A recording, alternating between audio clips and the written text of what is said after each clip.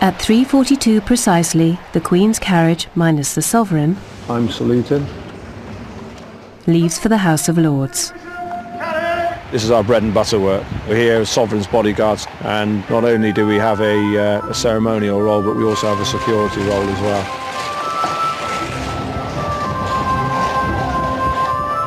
The household cavalry then escort an empty Queen's carriage down the Mall. Come on, distances, keep it there, and get covered off from Dickie's job is to ride amongst the divisions and keep the 130 men and horses on their toes. Carry your swords! Come on, right, straight! Get 2 yards knee to knee, the leading section! Without split-second accuracy, speed and timing, there will be an almighty horse jam.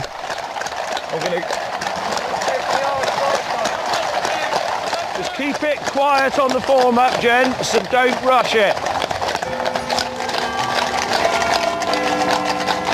4:15, I believe. The divisions arrive at the House of Lords at exactly 4:18 a.m. Dickie takes the opportunity to make sure every man and horse is in their precise position.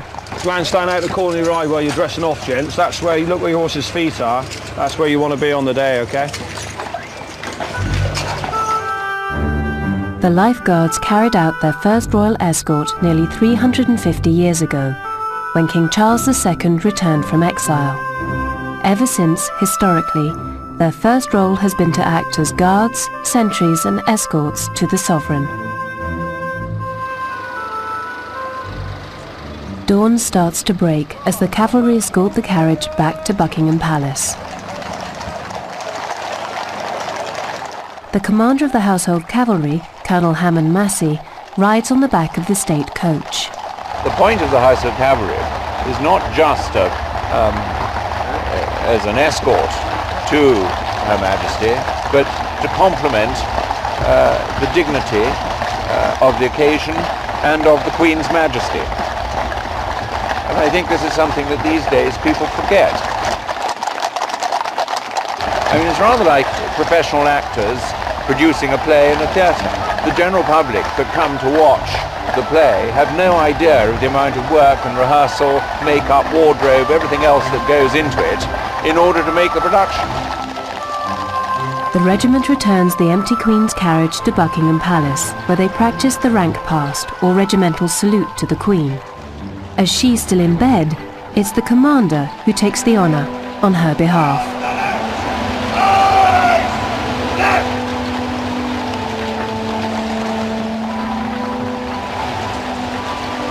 You must keep going, gentlemen, you must keep going.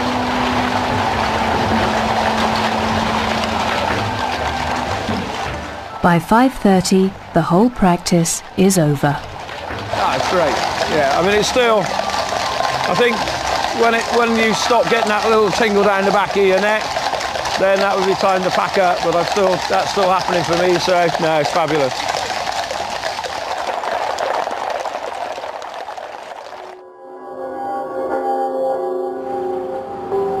Dawn also rises over the village of Imber, where the fighting half of the household cavalry have been awaiting a night attack. With one ear to the radio, the men have slept in their battle positions. Zero, this is India 20 Alpha.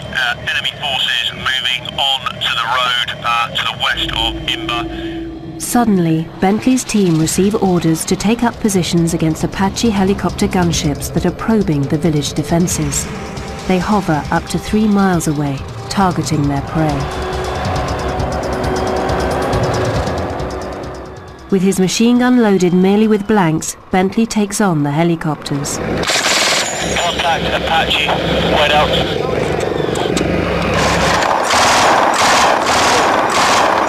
Two times Apaches destroyed, one over New Zealand farm, the other over crossing site 2. The defenders open fire on the first wave of attacking paratroops. This is simulated warfare, using blank ammunition and umpires to decide casualties. It's essential practice for the real thing.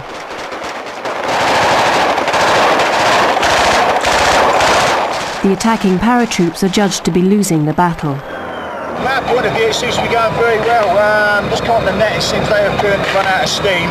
Soon the village is littered with pretend dead and wounded. But the Paras press on with their attack.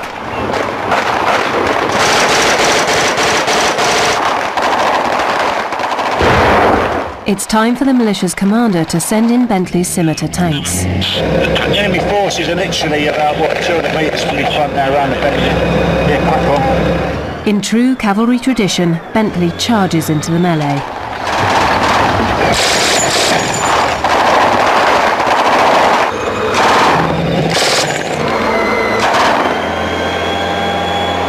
But this action causes the attacking paratroops to call in an airstrike. Request Apache, take out scimitar, otherwise main and all echelonning troops will be cut to bits. Yeah, I'll say again, request Apache, take out scimitar on the south side of building 13, over. 30, right, DS, that squad's now coming in! The Apache is loaded with Hellfire anti-tank missiles. Its longbow radar can track 256 targets at the same time. Bentley becomes the first. His battle is suddenly over. The umpires have decided he's dead. His tanks have been wiped out by overwhelming air power. With the armour neutralised, the Paras make steady progress through the village. There's about 3 or 4 buildings left, I think. They're getting close to the HQ as well, which is probably one of their main targets. You all right in there? Doing something like this at the end of the day could keep you alive if it come for real. It's like anything, the more you practice it, the slicker you get, you train hard and you fight easy. Yeah, you did. Bentley and the Armoured Regiment are always in a constant state of readiness for war. But before joining the tanks, most troopers must spend a couple of years riding horses on ceremonial duty. It's the 5th day for the new arrivals, and the 5 o'clock starts are starting to sting. Getting up at like sparrow 4 o'clock every morning. That's a brand new one. Just have to work with it basically. The pressure's being piled on by Lance Corporal of Horse, Mark Jaworski. Hey, what you doing? Listen to me. Hey, look at me. Sweep the stalls out. This is the way it works. Trust me, man. That's why I'm in a job. You sweep the stalls out first. Complete, everyone's. And someone says, everyone's stall's done. Yeah, nice one. Get up the end, sweep down in a oneer, job done, breakfast. All right, you're making work for yourselves. You've got to start working as a team, do you understand? Let's get it done, let's get a scoff. Come on, I'll make Marvin. In only 4 months, these total novices will be expected to take part in a major parade almost every week. It's one of the hardest courses in the British Army to do, the riding school. It's so intense. A lot of time, a lot of effort, a lot of late nights, a lot of early mornings, a lot of stress, pressure from inspections, and got to pass this and pass this and pass this to stay with everyone. Peer pressure's huge. They have to grow up quick or they get left behind. It's as simple as that. But at least the boys are beginning to bond with their horses. Trooper Kiwi Hookham is playing footsie with Vagabond.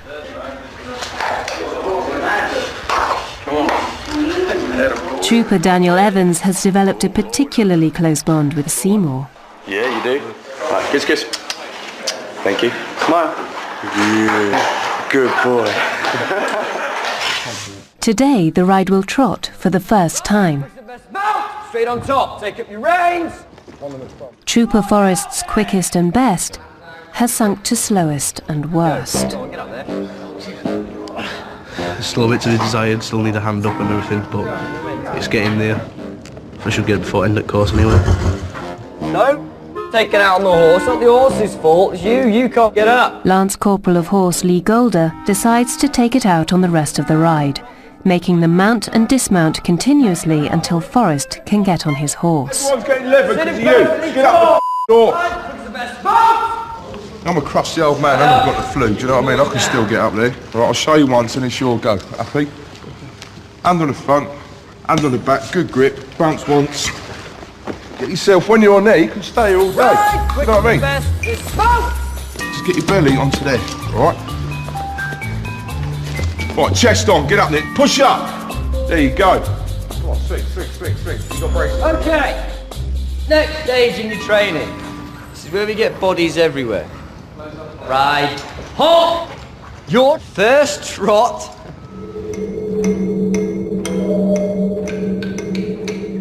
Ride, walk, march.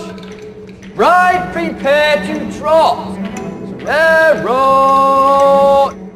Come on, get your legs into it, get it forwards, get it up there, go on, keep working the legs. It's not long before the ride takes its first casualty. Ride, halt. No one bites the dust. This course is going to be no easy ride. At first I thought, yeah, anyone can ride a horse, it's easy peasy. Right, you've got your paras and your commandos. They should come and have a go at this because I bet half of them couldn't do it because it's really tough going. It's the hardest thing I've done, without a doubt. Well done for this morning. Not an easy thing to pick up, the trot.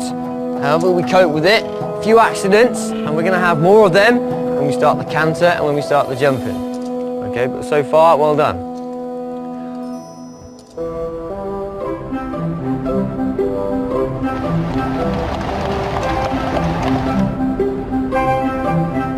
It's the day of the state opening of Parliament, the first big event in a season that sees 10 major parades over the next 3 months.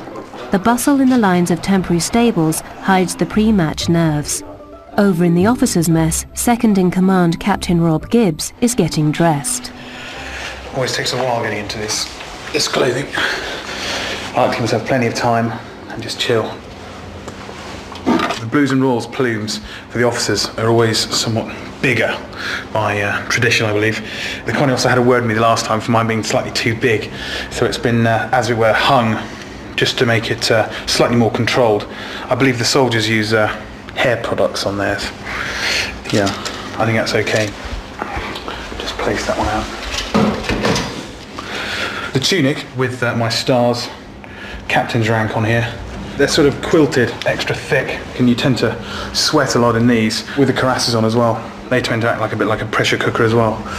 And you always find these gold bits here eat into your neck, so you always get almost like love bites down your neck. So it doesn't look too good. But it's a hot number to wear. Officers have the luxury of an orderly to help them dress. Yeah. The rest of the regiment mount up. 130 men and their horses are inspected by the commanding officer at Knightsbridge, Lieutenant Colonel Valentine Woyker. You check Tate's left epaulette, you see what I mean? He's a stickler for detail. Morning, Cole Greek. Thank you. It takes an hour for the inspection party to pass through the ranks. It's a big parade, and we're on show, and unfortunately, however much practice we put in, however much training, however much kit cleaning, we're only judged on those sort of 18 minutes that we're trotting up and down the mile from Buckingham Palace down to Parliament Square. So if something goes wrong in those 18 minutes, then that really sort of mars us, and all the homework that we put in then almost feels wasted.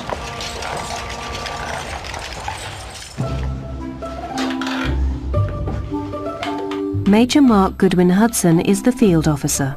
He'll lead the regiment and personally escort the Queen's carriage. I want to look as smart as possible in order to set the tone, really, and ride on good lines and ride straight and ride confidently, so that I'm setting an example for the rest of the regiment as they follow on. If you're the sort of person who's going to ride down the mile in full state kit, you're not the sort of person who's going to have made any compromises. Every single part of your kit must be checked. Every single aspect of your horse's kit must be in the right place and in the right condition.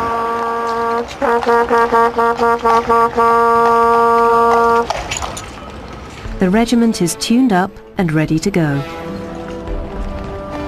At 10:18 on the dot, the entourage leaves barracks and sets off for Buckingham Palace. 130 horses and men have got through 2 litres of hoof oil, 5 cases of brass polish and 260 tins of boot polish. It's taken at least 1,000 man-hours to get this show on the road. Throughout history, monarchs and governments have come and gone, but one scene that has remained the same for nearly 350 years is the household cavalry, escorting the monarch to and from Parliament in this key event in the cavalry's calendar. The eyes of the world are upon them as the Queen arrives at Parliament.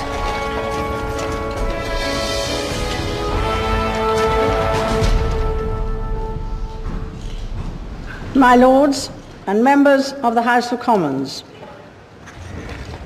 my government will continue to pursue economic policies which entrench stability and promote long-term growth and prosperity.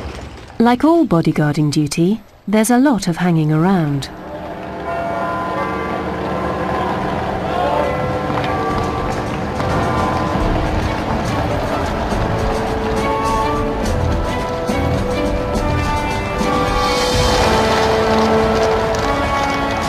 After an hour, the Queen concludes her business and the escort is back on the road. After 4 hours in the saddle, the household cavalry returns to barracks. Mark Goodwin Hudson's family are waiting for him. It went very smoothly. We had the spacings, we were going at the right pace. It was good, it was very good, I was pleased. I also managed to get a coffee at the House of Lords, which was good. Very good. Yeah, it was great. Next time on the Queen's Cavalry, the best turned out trooper is presented to the Queen. But Warlord has other ideas. There's cantering chaos in the riding school and firefight practice with live ammunition.